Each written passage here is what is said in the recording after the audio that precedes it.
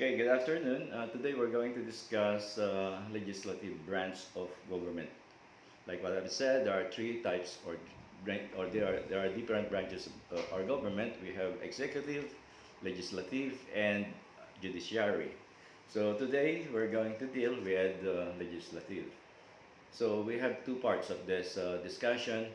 One is the nature of Congress or legislative branch, and the second one is the power of the legislative. Okay, let's define first what is legislative. Actually, the word itself, okay, legis or legis, it came from the Latin word. Latin, it means law, okay? Legal, legis, okay? So, legislative power is the authority under the Constitution. It means to make laws and to alter and to repeal. That's the nature of their work, no? Uh, the one who creating laws here in the Philippines are the Congress, okay, the legislative branch. Lawmaking authority of the government is vested in the Congress. Sila lang ang pwedeng gumawa ng batas. Pero actually, what they are doing is the statutory law, no? The law of that state. Usually, yung mga Republic Act, no? Then, mga 350 something, o may mga numbers. Ang gumagawa niyan ay ang Congress. Pero merong mga batas na ginagawa ang, let's say, ang presidente, ang mayor, ang governor, what kind of laws, no, ginagawa nila. And let's say, for instance, sa city, ang tawag doon ay ordinance. Okay? Ordinansya or sa barangay, sa barangay law. Things like that. So, meron silang mga ginagawa.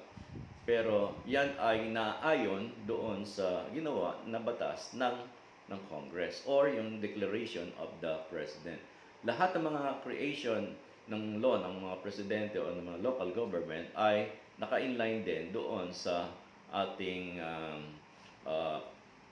Republic Act or laws na ginawa ng Congress. Pero ang lahat ng ginagawa ng Congress, it should be under by the Constitution. The Constitution is like a Bible, and the one pag yan ang nagsalita, bow na lang tayo. So, ang paggawa ng batas is vested to the Congress. So, the Congress of the Philippines is composed of the two houses. The upper house is the Senate, okay? And the lower house is the House of Representative, o kung tawagin natin mga congressmen. Okay, so dalawa yan, upper and lower.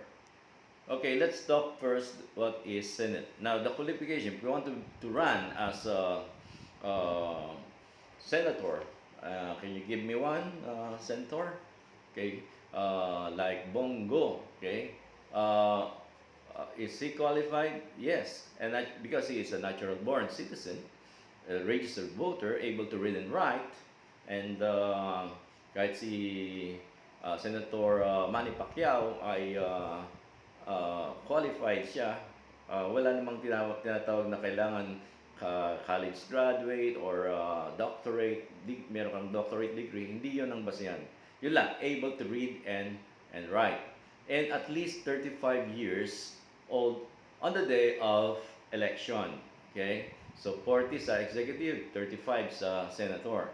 Resident of the Philippines for not less than 2 years, immediately coming before the day of election. So these are the qualification. Now, the composition of the senators, they have 24 members addressed as senator or in the Senate. 24 sila. Paano nag-come out sa 24? Because of the Constitution. Ang nagbumoboto sa kanila ay ang taong bayan. It's a nationwide election. Okay? Hindi siya local election. And the one who leads the Senate is the ano tawag? Senate President. And who is the Senate President? Our Senate President is no less than Vicente Soto. Okay? The third. Okay? Or Siya kung tawagin ay si Tito Soto. All right. Now, ang Senate has not 39, but it is yeah, I think it's 39. Mm. Um, 39 permanent committees. We have accountability of public office, officer and investigation, which is the Blue Ribbon Committee. What is the Blue Ribbon Committee? Ito yung one of their roles or role ng isang Blue Ribbon Committee is kapag may mga scandal, mayroong mga question on public servant, then they are the one handling this case. Accounts, agrarian reform, agriculture and food, banks, financial institutions and currencies, civil service and government recognition, climate change, constitutional amendments and revisions of codes, cooperatives, cultural committees, economic affairs, education, arts and culture, electoral reforms and people's participation, energy, environment and natural resources, ethics and privileges, finance with subcommittees, foreign relations, games and amusements and sports, government, corporation and public enterprises, health and demography, justice and human rights, labor, employment and human resources development, local government, national defense and security, peace, unification and reconciliation, public information and mass media, public orders and dangerous drugs, public services, public works, rules, science and technology, social justice, welfare and rural development, tourism, trade, commerce and entrepreneurship, urban planning, housing and resettlement, ways and means, women, family relations and gender equality, and the last one is the youth. So these are the permanent Senate committees. Ang bawat sa kanila ay bawat senator ay merong hinahandalan na committee. Okay? So iba, patong-patong pa. Now let's go to the House of Representatives, the lower house, the Congress. Okay, let's start again with the qualification of the congressman.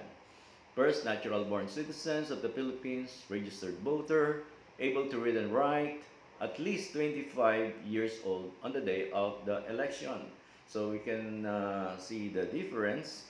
Ang sa Senado ay 35, okay, while the qualification for the congressman is only 25.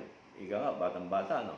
Resident of the district in which he shall be elected for not less than 1 year immediately coming before the day of election.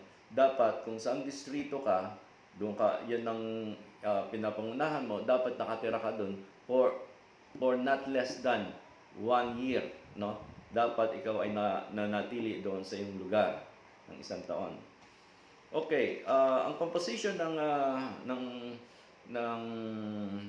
congressmen or representatives ay meron din tutawagin na ay district representatives ay nabumubuo ng sila ay ng 80%, yung mga district representatives and 20%, no, na para mabuo ang ang tinatawag na Congress, no, the lower house. 80% dito ay district representatives, no. Then yung 20%, ito yung mga party list system, no. Tawag din sa kanila ay congressmen. So yun, ang dala-dala nila ang kanilang mga party list. So all in all, it's 100%. Now they represent their corresponding district from different provinces and cities. So they are the voice of their constituents. Sila yung namumuno at nangunguna para ibahayag ang naisin ng kanilang mga constituents. Supposedly, yes, dapat lang. The president will appoint 2 senators to occupy the seats. So they represent groups duly recognized by the government, no? sabi rito, constituting 20% of the population in the lower house. Sample of these sectors are farmers, women, professionals, and others. Ito yung sinasabi kong party list system, no? Ito yung party list mechanism na lumabas lang ito noong 1987 Constitution. Prior to this, actually, wala, no? So, they are a total of 290 House members, like in a 16th Congress, comprising of 58 standing committees and 13 special committees. So, may mga hinahandlean din mga committees um, ang ang Congress, like accounts, agrarian reform, agriculture and food, appropriation, aquaculture and fisheries, resources, banks and financial intermediaries, basic education and culture, and so on. Marami actually. So, hindi na natin isa-isahin yan. Okay? So, ang bawat isa ay merong different committees. And we may compare the two, no? Ang composition nila, ang Senado at saka House of Representatives. Kung nakikita natin sa ating slides, this is just a recap. 24 members for the Senate, and for the House of Representative, not more than 250 members. District representative, party list system. Kung let's say 200 members ang yung district representatives, ang 20% for this ay ang party list representatives. All right. So 250 elected by large by qualified voters for the Senate. Ang election nila ay local government. Okay. Now the qualification, 35 years old for the Senate, for senator, and at least 25 years old. Then a resident for more than 2 years at sa House of Representatives, at least 1 year stay in their district. Terms of office, ito, sa Senado ay 6 years, while in the House of Representatives ay only 3 years. Pero doon sa Senate, may 6 years siya. 6 years, no senator can serve for more than 2 consecutive terms. So 6 plus 6 na consecutive to it's 12 years, no? After that, hindi ka na pwedeng mag-run again for the Senate. Pero sa House of Representative, 3 times ka pwedeng ang term mo, pwede kang mag-run, no? Tuloy-tuloy yan, pero after 9 years or 3 times kang nag-run, then hindi na pwede, disqualified na. Okay. So, what are the privileges of the congressmen and senators? Salaries, 204,000 according to Article 7 or 6, Section 10. Pero nagbabaro yan. Privileges, political immunities. Ano yun? Let's say, meron silang privilege from arrest, no? Di sila pwedeng arrestuhin. It applies while Congress in session in all offenses. Punishable by not more than 6 years. As long na ang baba ng sentensya ay 6 years pababa, hindi mo siya pwedeng arrestuhin. But more than that, ibang usapan na yon. Another privilege ng senators and the congressmen, they have the privilege for speech and debate. No, it applies for any speech or debate in Congress or in any committee. The members of Congress cannot be sued or prosecuted for anything they say or write in connection with the legislative duties. Yun, meron silang tinatawag na immunity. Okay, pero may mga prohibitions sila, no? Katulad ng hold any office of employment in government. Hindi sila pwede niyan. Or any subdivision, agency, or instrumentality, gamitin sila. thereof including government-owned control corporation na magkaroon sila ng parang alam mo na yan, yung business with the owned corporation of the government or their subsidiaries during his term of office without forfeiting his seat. So this is so-called incompatible office. Na another one, not allowed from being appointed. Hindi sila pwedeng ilagay sa office ng executive, which may have been created or the emoluments thereof increased during the term for which he was elected. Alright? This is the so-called forbidden office. Hindi sila pwedeng i-appoint. No? At the same time, it's either na sila ay mag-resign dun sa kanilang pagiging congressman or tanggapin nila ang position in the executive. Then, thirdly, they are not allowed to personally appear as counsel before any court of justice or before the electoral tribunals or quasi-judicial and other administrative bodies. Hindi sila pwedeng maging abogado or para sa isang, kasi the moment na sila ay congressman yan eh. Tapos siya yung pinagtatanggol niya yun.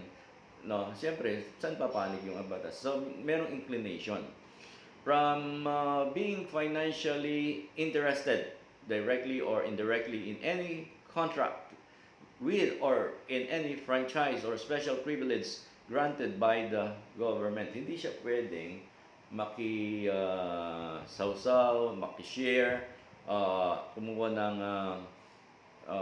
service, no? Or gumawa ng contract with the government franchise. You see, bawal yon. Okay. Now, before we deal this power of Congress, let's take a break. Okay.